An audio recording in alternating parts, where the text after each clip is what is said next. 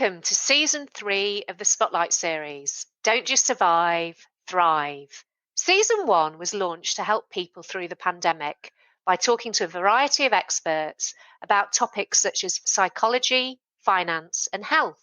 Season 2 focused on more work-related issues, including HR, marketing, and leadership. Now it is time for Season 3. Season 3 is centered on the IT industry, specifically tech startups. There are also career spotlights where I talk to senior IT people about the secrets to their impressive career journeys. My name is Nicholas Steele, founder of JJP Talent Solutions, an Australian IT recruitment company. For over 20 years, I've helped tech startups and innovative SMEs to attract, recruit, and retain technical talent.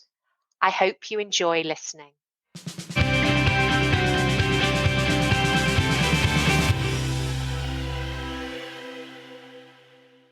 I'm delighted to introduce Faith Rees. Faith is the founder and CEO of SixPivot and Cloud Ctrl.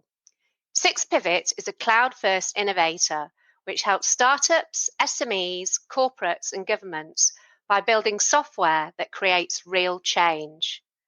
Cloud Ctrl is a multi-cloud service management platform providing customers with insights and financial control of their cloud subscriptions. Faith is also mentor and advisor for various organizations and panels. She is a judge and has won numerous awards and accolades herself, including the 2016 ARN Women in ICT Entrepreneur of the Year and also Startup of the Year award.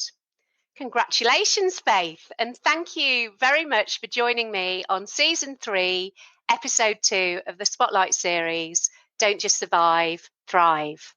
Thanks, Nicola. Super excited to be here and have a chat with you today. Awesome. So, Faith, that was a pretty big introduction about you. I think that's my longest one so far. So tell me a bit more about you and your background and your personal story. I guess for the last 20 odd years, my career's really been involved in or around technology. So my early career, I actually worked for an international company at the time called Drake, and that was actually in the training arena, and that was everything from things like Word and Excel, teaching people to first use computers. You know, we at the time, I remember did a project with Brisbane City Council, and for the first time their bus drivers were getting access to using a computer at work to log their leave and things like that. So we'd actually start off teaching people to play solitaire on the computer just so they could understand mouse clicks. So sort of back from those days, really showing my age now. So that was kind of my early introduction to technology. And then probably the first, I guess, sort of 10 years of my career was in that sort of training space and you know, progressing my career from kind of a sales person through to management type roles. And then that landed me at Microsoft in Sydney for a little while, and that was managing all of Microsoft's training partners nationally, and also what they called readiness training, which was when new products and technology were coming out from Microsoft, making sure that their Australian partners, of which there's always been sort of 3,000 to 4,000, are trained and skilled in whatever that new technology is that's coming out. So my role was really coordinating and organising those programs with the various program managers, often from a global perspective, and then how we brought that training into Australia so that those partners could then go and train their customers and implement those technologies into various customers. So that was kind of my early days. And then the last 10 years has been more in the actual software development arena. So that's been, again, more from a sales management perspective. So I'm not a geek and techo myself, but certainly working with those people and customers to understand really what's possible, so to help them understand what's possible in their business from a technology standpoint, and then what we could actually build to provide a technology outcome for them. So that's really been my career progression, and worked for all sorts of companies, I guess, during that time as well. Yes, so that's quite a story there. And you worked for the likes of Microsoft, I think quite a period of time at Redify, so corporate environments. What made you decide to make that leap into startup land? Look, I think there were actually a few lessons early on taken from the short time that I did do at Microsoft, in that, and they're great organisation to work for, but it was at that time very driven from the US, and a lot of global programs that you'd then be implementing into Australia, which for me didn't always make sense in the local context. And, I'm sure that's evolved now. It's been some time since I worked there, but I found that quite frustrating, that you weren't able to have a lot of control over how you implemented those programs into your local market. And then I guess with the likes of Redify, interestingly enough, when I started with them, they were really a startup. So they were probably only about 15 people. I was the only employee in Queensland at the time. And they were probably one of the first companies doing, I guess, remote working Okay. back in that day. So, and then we grew that company to about 200, which was then around the time that I left, and then shortly after they kind of sold to Telstra and became very corporate. And then I moved into a ASX-listed large corporate, DWS. And so from all that learning, I guess I really missed when I went from, I guess, that sort of startup where you could have a lot of control and you could help build the organisation. And then we sort of grew the company to a couple of hundred people, which for Australian standards is, getting into that sort of corporate size. Lots of things change. And then, what you started with changes, what you can adapt changes, the types of people that you need to bring into the organisation to scale changes. So I didn't love the journey of scaling and growing to a certain size. So, I very much liked it when I knew everyone's name, and we'd get together once a year and you still knew who everybody was. So at about 100, you could still do that. But as the company continued to grow, you kind of lost that. And then you become more driven around metrics and KPIs than you are necessarily the people in the organisation. And so then when I moved on to DWS, it was kind of similar, and I really missed that ability. They were about 900 staff. So not having that ability to really know everyone in the organisation, I really missed. And the ability to, I guess, be really values driven and drive the type of work and business you want to. So, in larger organisations, there's obviously lots of metrics that need to be met. There's sales targets that need to be met. So you don't always have a choice of, who you're selling to or why you're doing certain things. So really it was, those kind of things that I kind of sat back and at that point in both my career and I guess, just in life in general, and said, what do I really want? And so I was in a unique position that I could, throw in a corporate career and give a startup a go. And so I thought, I should do it. And what's the worst case scenario? If it didn't work, I'd go back to a corporate job. So it was really about how could I create something that had held a lot of value, not only to me personally, but then to the people that I brought into the organisation, and then that would then transfer across to the customers and the type of work that we're doing as well. And it sounds to me that you're very people and values driven, in terms of what you do. And that kind of links me to my next question. So when you founded SixPivot and Cloud Control, what were your core values and purpose there?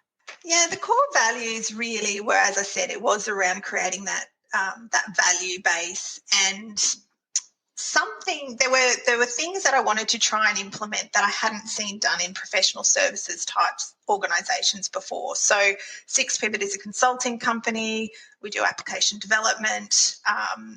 And one of the things I was very, very focused on was, how do I bring all the great people that I'd worked with before? So I wanted the ability to choose who we worked with, spend so much time at work every week. So, I wanted to build this culture and a company of people that I loved working with, and they loved working with me. And you have times when, you can get on each other's nerves, but at the end of the day, there was no one that you kind of went to work and went, oh my God, I've got to face that person today. So very much around creating that type of culture, but also being really highly flexible. So the company was 5 years old last month, and right from the start, I had a vision of being able to, I say remote first, but it's really working where it makes sense to you as an individual. So if that's a coffee shop, if that's on site with a client, if it's at home, if it's in an office, wherever that is, that you're able to do your best work and have this, the flexibility in your personal life and your work life to produce outcomes, then that's what I wanted to make available. And everyone said to me, you can't do that in a consulting business. So that was probably, a key, well, let's see about that. So, so I was very driven by proving that you could actually make those things work. And we have done that very successfully for the last 5 years. And it's been an education process with our customers as well. So, and that's also aligned us to who we work with as a customer. So if they weren't able to embrace the way we worked, then they weren't going to be the right customer for us either. So it is we are very driven around outcomes rather than, you turned up at whatever time and you left at whatever time, and just being present. So it is very much around being outcome driven. And we've had customers in the past that have questioned whether it was possible, but they did take the risk, and and they will say hands down that they've probably seen more productivity from my team than consultants that are there on site every day. Obviously now with COVID, everyone's doing it, some better than others, but it wasn't as big a leap, I guess, for us to do that. So a lot of the core drivers of the business were challenging some of those traditional ways of working as well, and proving that we could do that. And our next extension of that, once we, hopefully the world can at some point get back to travelling, and is that the team can start to travel and work from wherever. We did have someone who went on, or they wanted to do part leave and part work, and they went away to Mexico, and they were literally doing meetings via Teams in a tent that's up a tree in the middle of Mexico. So we want to see how far we can push that as well. Well, that's awesome. And I know you've always been a huge advocate of workplace flexibility, and I totally and absolutely agree with you. And also, of course, we've all had to do it, whether we like it or not. And you'd have been ahead of the curve, and I guess it would be really no difference to you whatsoever in terms of that remote work from home. I guess the complications of schooling from home for some would have added a new and interesting dimension. But that would have definitely be helpful in those circumstances.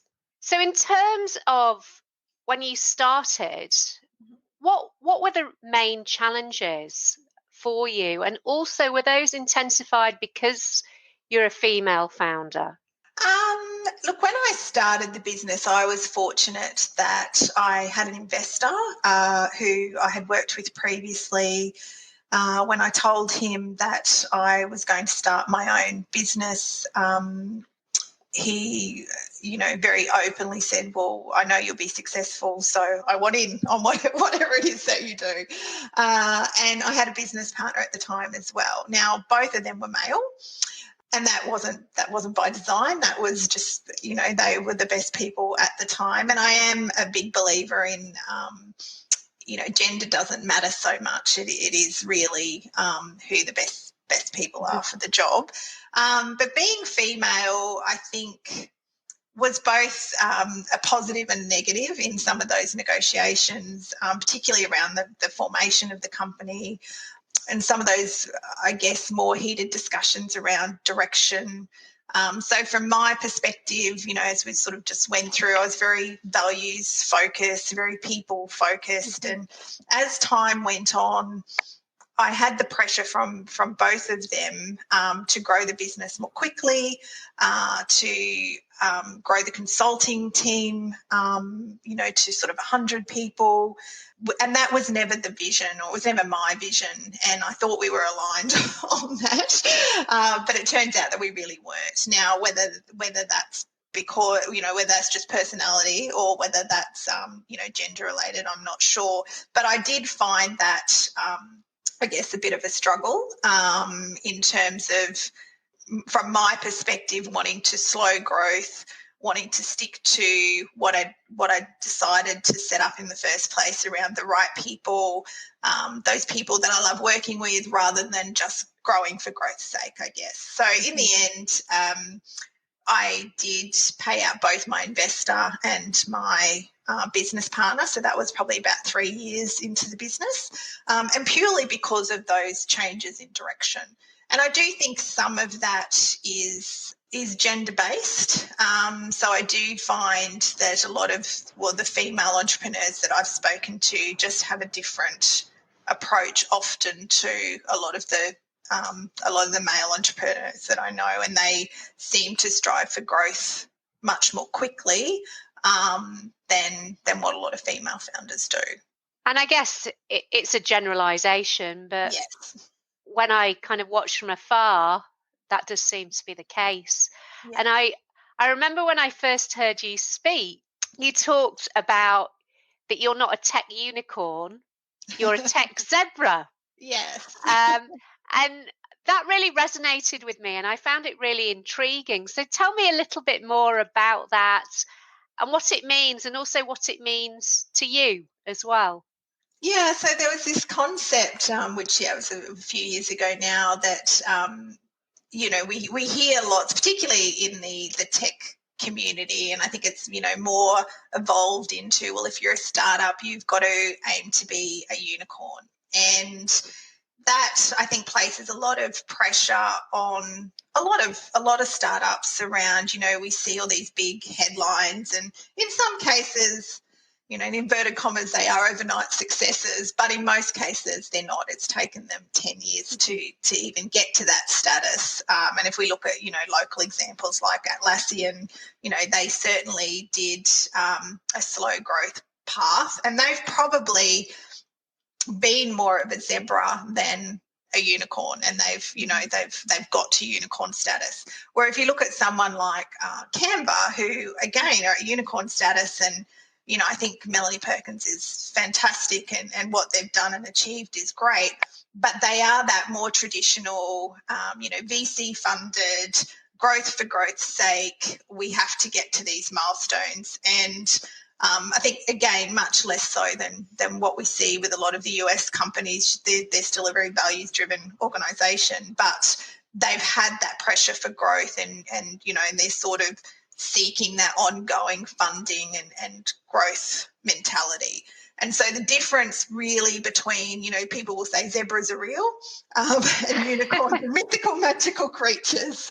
And that is true in a lot of cases. So there aren't, as much as we hear about the Facebooks and, those sorts of organisations that are classified as the original unicorns, there's really not that many of them, and not many people can get to that status. But if we look at where all the VC funding goes in the US, it's still this, throwing cash and hoping that they're either going to crash and burn very quickly because they're not sustainable businesses, or it's this ongoing cycle of trying to get funding in to grow to the next level and grow to the next level. And so their businesses are more focused on funding and just, adding employees, adding customers, just to get to a higher growth value, where a zebra is, I guess the businesses that I would see are more sustainable, they're more realistic, you're creating real products,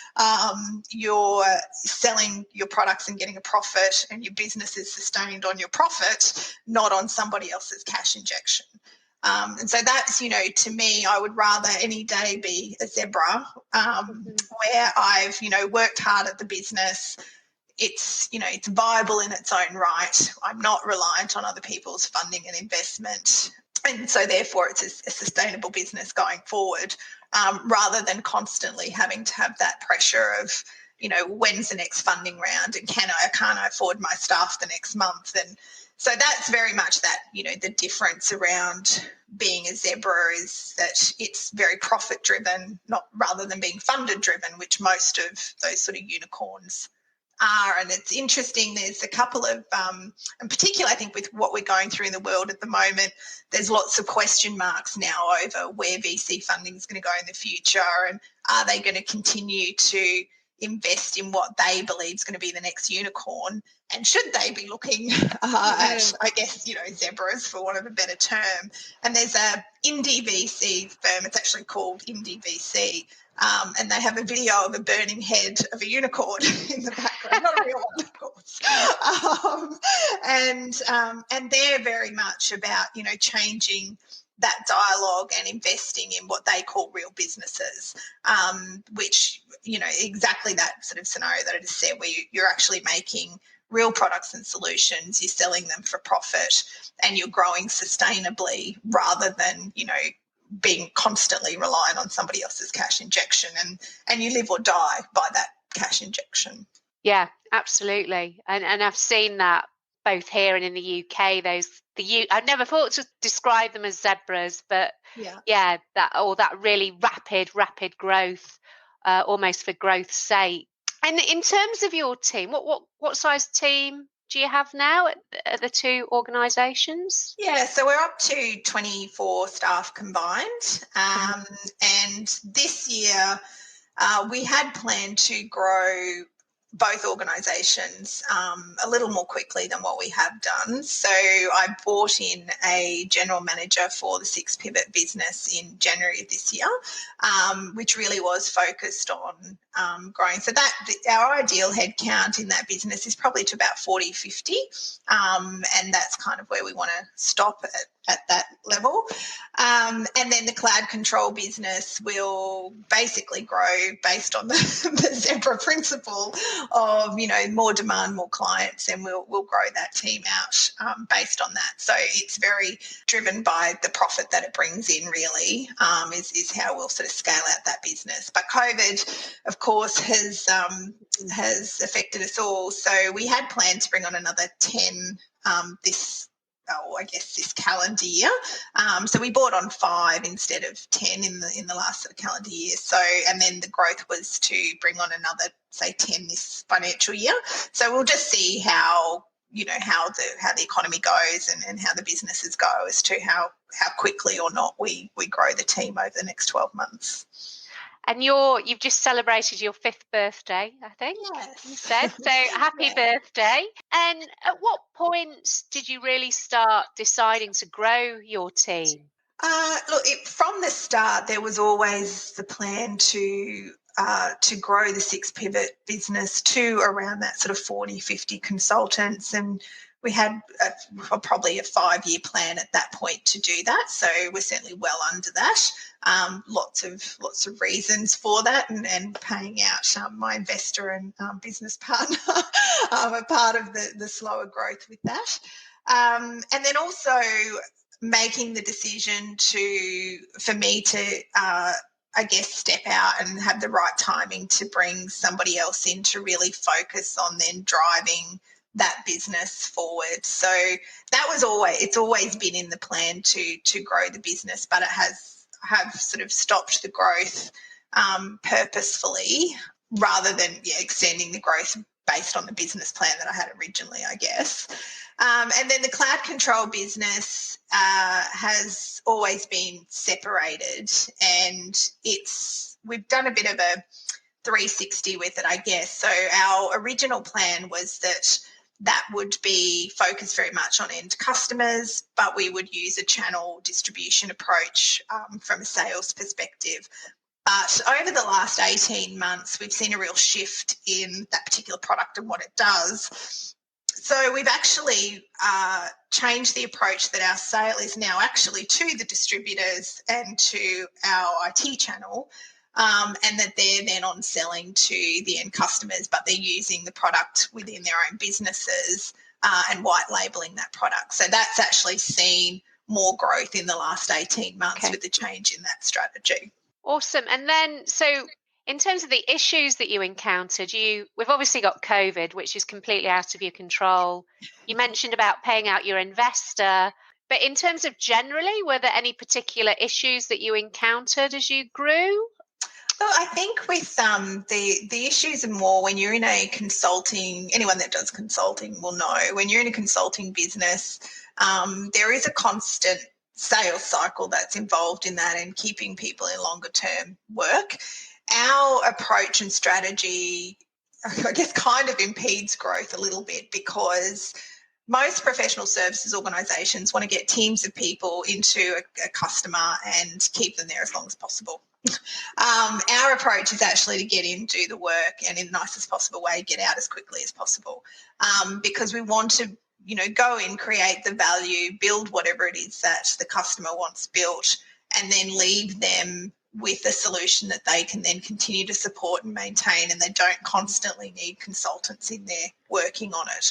So because of that approach, the growth of the business needs to be managed very well. So we need to ensure that we have, the right sales pipeline in place that we can then, bring on the next consultant and bring on the next consultant. The other, I guess, strategy that has challenged the business in terms of growth as well is that I will only use full-time staff. So again, most professional services organisations will use contractors and they'll scale up and down based on work coming in and, support that with a contracting staff base. But because of the values that we want to instill and the way in which we want to work, we just can't ensure that with contractors. And I know there's some wonderful contractors out there, but we really can't ensure that the work gets done the way we want to do it. So that's another challenge that we have in terms of the way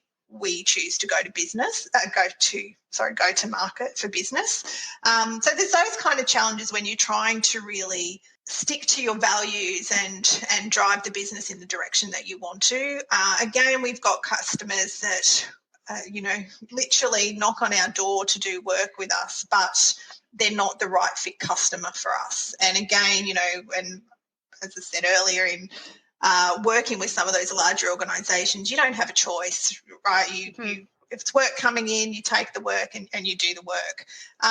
And most, a lot of people do look at me and go, "You're crazy! Like, why don't you just take the work?" But when you built an organisation and a culture that is all based around the type of work you take on, the values that you have in place, you can't then dismantle that by, taking a customer that doesn't fit the profile that you're working with. So that's been another challenge in terms of the way that we choose to go to market and the type of work we want to do.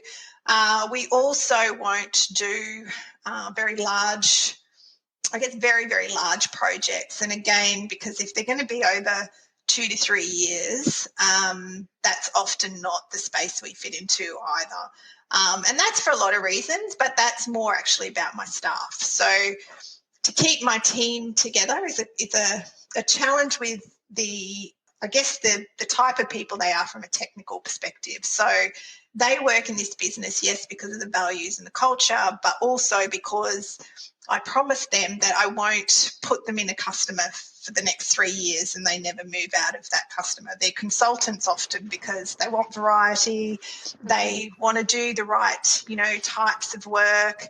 They'll have a particular technology that they want to explore or that they really want to focus on.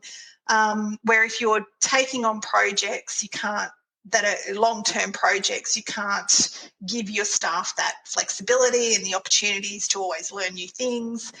So that's a real challenge, again, to the way I choose to run the business. But it's also what keeps my staff with me. So, most of my staff have been with me for 4 to 5 years now, which is pretty remarkable with software developers, staying beyond sort of, most of them, I think, and you probably know better than me, Nicola, but most of them are sort of 2 to 3 years in a software role. So the fact that, my team are still here at 4 and 5 years, I think is pretty remarkable. But it's because I make sure that they have all the things that great software developers want, and that can be really challenging to how I run the business. But again, that's the challenge I took on and what I kind of set out to do. So it sounds like you like to give yourself constant challenges. And your staff, the software engineers staying there for 5 years is fairly exceptional. Tell me a bit more about the culture there at both SixPivot and Cloud Control. Yeah, so when we have quite a lengthy recruitment process, and actually a year ago, we brought on Sammy Herbert, and Sammy is well known in the Brisbane market for most people that are probably listening. So she does a lot with a lot of the sort of associations and all sorts of sort of, particularly around bringing more female developers into organisations as well. And part of the reason for actually bringing Sammy on was that we were working with some fantastic recruiters, and we still do. But it's really hard, and you would know, Nicola, that you've got to really be invested strongly in a business. So part of the reason for bringing Sammy on was then we termed her role people and community rather than people and culture or HR manager or any of those things, because her focus is around recruitment, but it's also around our culture, and a lot of our culture is community based. So our team go through a process of they have to do a code puzzle, they then have to do a tech interview, they have to do generally an interview with myself, plus now they have to do an interview with Sammy. And the things that we look for are, have they been involved in the community? So Sammy's ties to the community, she gets out and about, she sees who's going to those types of events, she sees whether they're presenting or the interaction that they have. Because it is all around our value base. And so our value base is that not only when we go into an organisation are we doing great technical work, but we're bringing their team on a journey as well. And so that could be as simple as imparting our own knowledge and leaving that behind, or it could actually be transforming a team to do better work. In Sammy's case, it's also around where we have customers that are struggling to keep developers. She also goes in and works with, whether it's their HR people or their development manager, around the things that we see work and what our team aspire to. So the culture is very driven around that value base, and we've had a few people that have left, not many. And when we look at really why they left and why they weren't successful at SixPivot, it's because that underlying value base wasn't there. So we have a very strong, ethos around helping others, and it doesn't matter how individually technically brilliant you are, which all our team is. It's around how technically brilliant you are as a team. And that's whether it's our team going in completely and doing something, or whether it's working with another team. So if you're someone that's very ego-driven, if you can't kind of get past, I have to be the best person on this project, you're just not going, it's not going to work with us. And that starts to unfold as they move through the years in the company. It is very, and it's a very close-knit team, even though we're, geographically dispersed. So we have some team members in Adelaide, we've got some in Melbourne, and then the majority of the team are in Brisbane. But we communicate on Slack all the time. We have channels for random, literally we have one called Random, which is kind of your jokes and your water cooler conversation. But we have a health and wellbeing one. We have kids and animals, so pretty much everybody that works here has an animal, and all kids.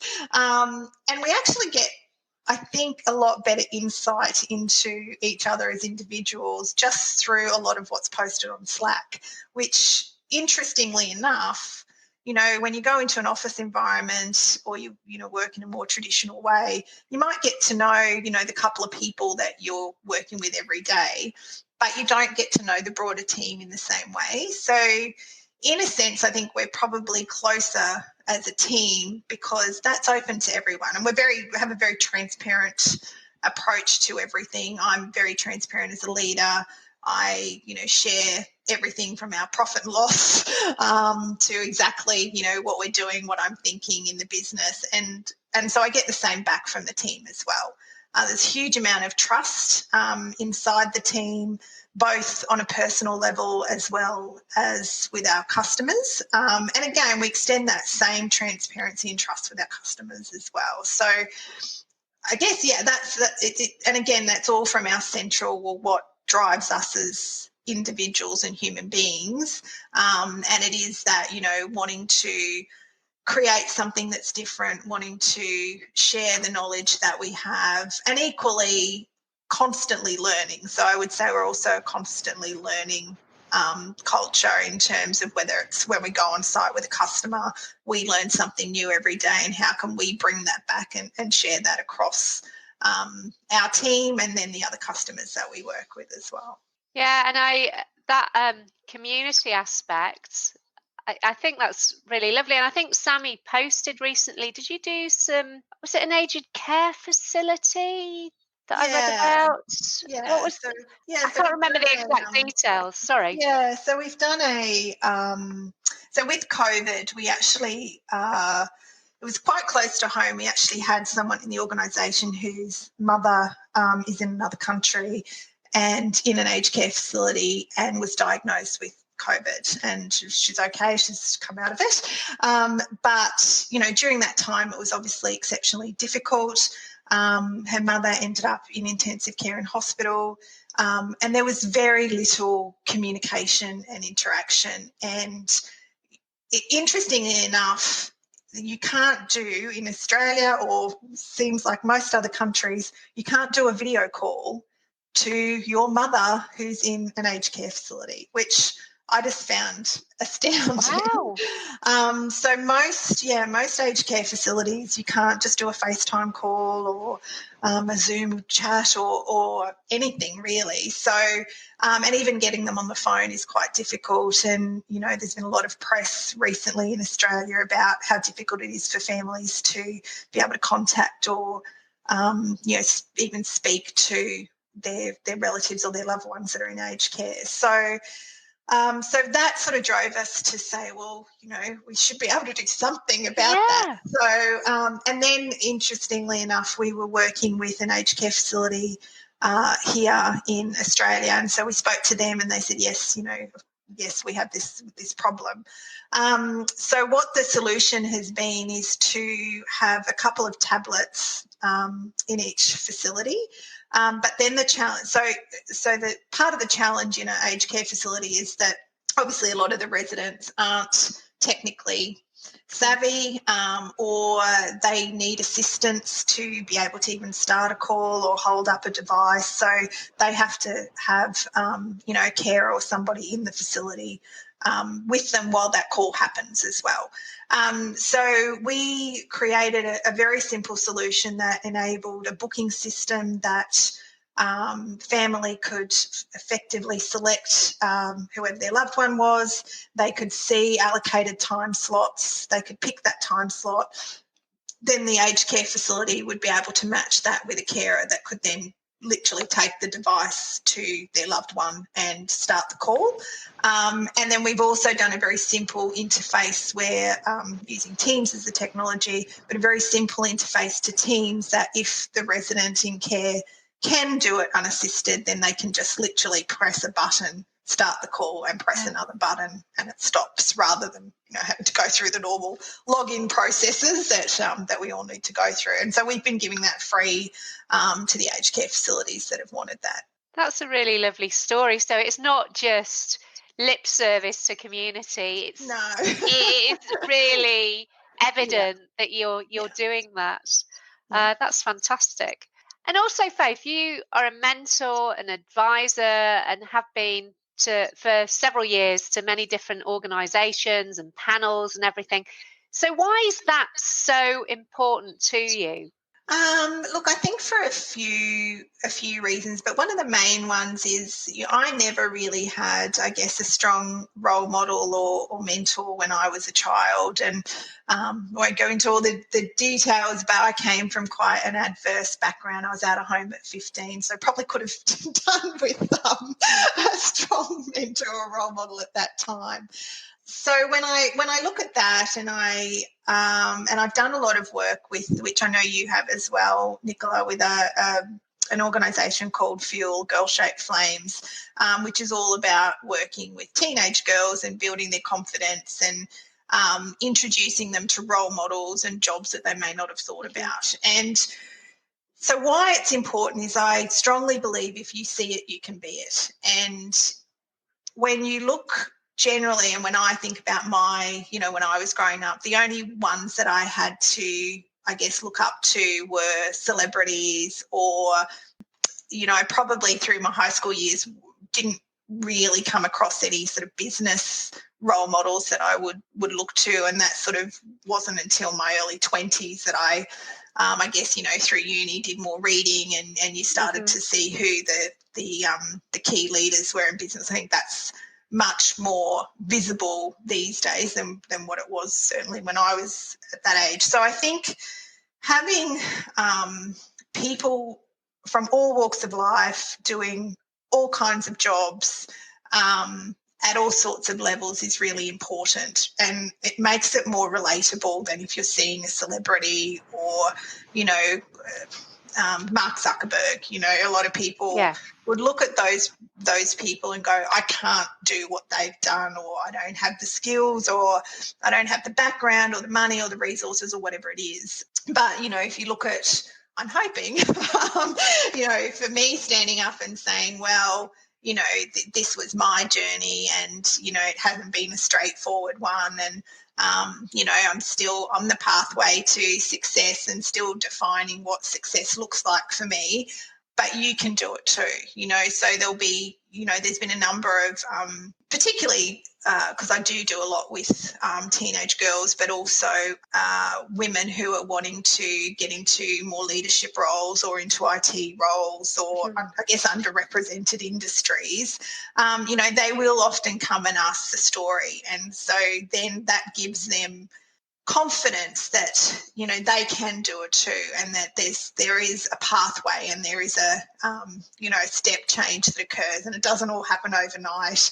And one of the biggest things I find, particularly talking to teenagers and young women, is that they still think that they have to have a path straight out of high school to what it is that they're going to do for the rest of their life and be successful, which fascinates me, because more now, we change jobs more now than we ever have, but still in that age group, then they're not seeing that, and the message isn't getting across.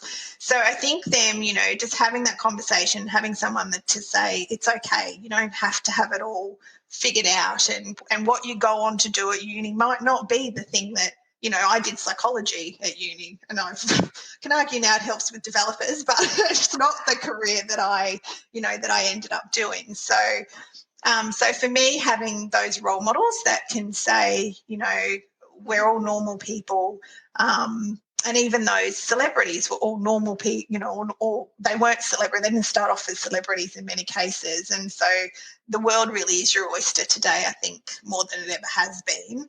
And there's so many opportunities, there's so many things that you can look at. And don't worry if you don't have it all figured out at 17 or 18. And even if you haven't got it figured out at 40, that's okay as well. I started my business at 40. So, I've had a lot of people say, and again, even with that, with older people, I often get people say, oh, aren't you supposed to be, under 30 to do a startup? Like, so I get the opposite sometimes. So I think if, the more people that we have sharing their journey, sharing their story, really opens up the world to some people that just don't have those people around them that they can get those stories from. So that, I think, is really important no matter who you are. And I think if you've had any kind of success, sharing that story back is always great, because you don't know that one person that you're going to inspire or change, their thinking about what they can actually achieve. And I think there's also, I'm very passionate about my team also giving back, and we actually started a mentoring program this year. And that was because there has always been, which I've seen for the last 10 years, a gap in the market for software developers who are quite senior, and they want to take that next level. And often this was seen when they'd either apply to SixPivot, or back in my Redify days when they applied to Redify, there were things that they just weren't quite there. And so you could say to them, these are the areas that you need to work on as part of your feedback in that interview process. But there's nowhere for them to go and work on that. There's not a course you can go and do. There's not, there's just nothing that really often fits that gap. So we created a mentoring program to which you have to nominate for. We're only taking 10 in the first intake. We'll probably take a few more in the second one that we do, because again, we wanted to give back, and we wanted to create something that fills that gap, that because it's not textbook learning, it's really life lessons and experience of working across different organisations and understanding how and why senior software developers make certain decisions, and when they should and shouldn't, how they choose different technologies and why it is or isn't right. So having those conversations, you just really can't get access to. So again, we've created that mentoring program just purely to share our knowledge.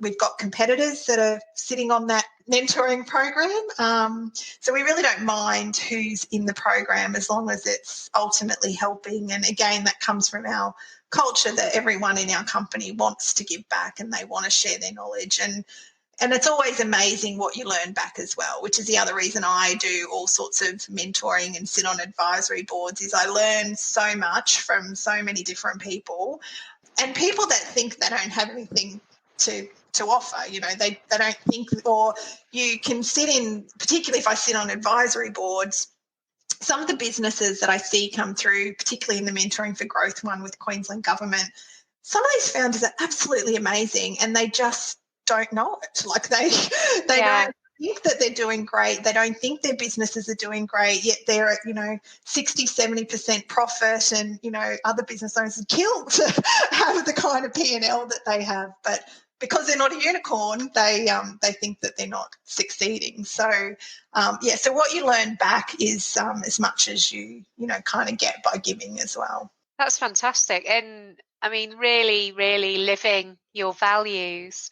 And I think when you go back to your uni days of psychology, that is where a lot of your values seem to come from. That it all centres on people, whether they're your team or your customers or the wider community. When you look at Faith, it always comes back to the people. So that seems to be the case.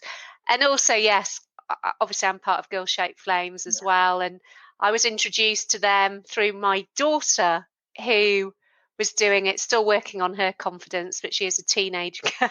So it is, and I think as well, by helping, it provides so much satisfaction and gratification for yourself as well. There's a lot to be said. It's a win-win situation.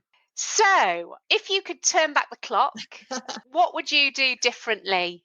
Gosh, I love this question. Look, hindsight's a wonderful thing. And in my business, I would have two things. In the SixPivot business, I would have started that on my own. I wouldn't have got investors and a business partner. However, I am exceptionally grateful for them, and it comes back to that confidence. So I didn't have the confidence to do it on my own at the time. So it's probably easy to look back now and go, well, it's been relatively successful. Yeah, I could have done that. But I think, I would have had more courage and confidence to start it and give it a go on my own first. But they gave me the confidence, to do it and start it. So, I can't change it now, but yeah, looking back, that's something. And I think too, interesting you say your daughter's, teenager and working on her confidence. And back when I was a teenager, and I think even in my early 20s, I'm still quite risk adverse, but I would have taken more risks, and I should have taken more risks earlier on. Now I look back and go, I was probably always destined to do my own business. I used to always joke and say I left the likes of Microsoft because I wanted to be able to tell the CEO what to do, where now I'm like, well, I'm it. So, so it all falls to me if I haven't done it well. So, so I think really having the confidence to try more things earlier on, and it's something that I often tell people that are, a lot younger when I'm mentoring them as well, is particularly before you get caught up in, having a family and having responsibilities and having the mortgage that you've got to pay, take some risks and really think about what's the worst that can ever happen in a situation. So that is probably one of the things I always do when I look at things is what's the worst case scenario? And if that happens, what's my response to that? And can I live with it or not? And if I can't, then I don't. But if I think I can, then I should. So I didn't do that enough when I was younger. So I try to do it a bit more now, but it gets harder as you get more and more responsibilities. So I think before you get all the responsibilities, give it a go. That's really, I'm the same. And I remember, this was a life choice, moving to Australia, and we had two young children, one of which the youngest was 1. I was in two minds about it. I was excited, but also frightened. Yeah. And my late father-in-law at the time said, you only regret what you don't do. And that was, my parents really didn't want us to come. And that was, for me, he didn't want us to come either, or leave. But that was, I think, was such a great point. And as you say, if you weigh it all up and it's totally horrendous, then you're probably not going to do it. Yeah. But if it's a case of, well, I can live with that, or I can always go back, as you say, to the corporate world, or, when I stopped doing corporate recruiting and worked for myself, again, if it all failed, I could go back and get a job in agency. Not that I'd like to. And I was going to say, and I think, just letting go of ego as well. Like a lot of people, well, I won't do business because what if I fail and then I've got to tell everybody, or what are people going to think if whatever. So, for me, it when I was younger, absolutely, I cared what people thought to an extent where, I think you get to a point in life, and some people learn it a lot earlier than others, that it really doesn't matter. And just check your ego at the door and give it a go, because what if it does work? So. Well, exactly. And often it does. And as you say, if you could have looked back, you'd never have taken an investor, but you probably wouldn't have had the confidence to do it without them giving you that confidence to a certain extent. And I think as women, we quite often, we are good enough, but we sometimes just hold ourselves back a little bit, and we need that approval. So like you with the investors, me, for example, with my father-in-law, Yeah. that you just need that sometimes, and we need to be bolder. So I've mentioned happy birthday, happy 5th birthday. 5-10 years time from now, what are your long-term plans for SixPivot and Cloud Control?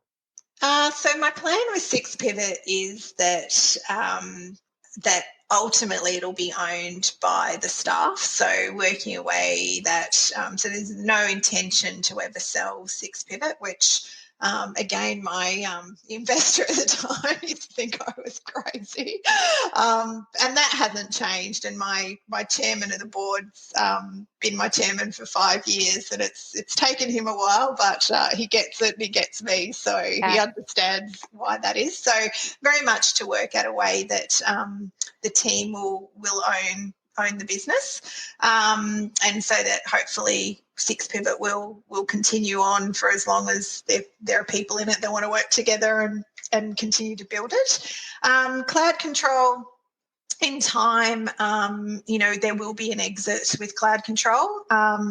Is that 2 years, 3 years, 5 years? Not sure at this point, but yeah, there will be an exit and we'll work towards an exit with Cloud Control, up to probably the 5-year point as the maximum. And then we're also, which was going to be launched this year, but it'll probably be next year now, launching another, I guess will still sit under the overall umbrella company, but another business which is called Jump Spiders. And it's a long story around why that name, but it's really about taking innovation that sits inside often hospitals or government, in some cases large corporates, where they've developed something that's quite unique, and that has the opportunity to be commercialised and to really scale globally, but because they're a hospital or a government agency or whatever, that's not their core business and it's not what they do. So it's that business is all around joint IP with those organisations for us to then take on that particular product or service or whatever it is that they're doing, and for us to rebuild that into a software as a service product, and then commercialise that and scale that globally. So so that's starting. We've sort of started it in that we've got a couple that are already in development, but we'll launch that more officially next year. And then my ultimate goal is that in, probably, I don't know when, maybe 10 years time, that really I kind of oversee those businesses and that, the team are up and running with them. And before the whole COVID thing, and again, because I'm so passionate about flexibility and where you work from, one of the experiments that I'm going to do is actually travelling in a caravan with my partner, and still operating and working the businesses. And so I'll be doing, different updates to how that's going. So we had planned to do that in September this year, but that's been put off till next year sometime. And is that around Australia then? Yeah, so initially it'll be around Australia. We'll probably do sort of 3-month trips at a time, and then eventually, hopefully, it'll be life on the road for a while. But we'll see how that goes. So, and that'll be a combination of doing different mentoring calls at some more regional locations that we stop in at. I've already started working with, for example, one of the economic committees up in Cooktown. So I'm quite passionate about our regional communities and how we can, I guess, encourage entrepreneurship and innovation, and that you don't have to work in a city to be able to build a business and run a business. So so stay tuned for that at some stage. That sounds fantastic. You'll have to do a blog or some kind of story about your experiences. Yeah. Well, it's been fantastic talking to you, Faith. Thank you very much for sharing your insights. Is there anything else that you'd like to share at all? No, look, thanks, Nicola. It's been great talking to you. You know, I always love the opportunity to have a chat with you. So thank you. Oh. And I think you're doing a wonderful job with Thrive as well. I think, you know, I've listened to a few of them, and I think, yeah, there's some great people that you're getting on the program as well. Well, thank you very much. Thanks, Faith.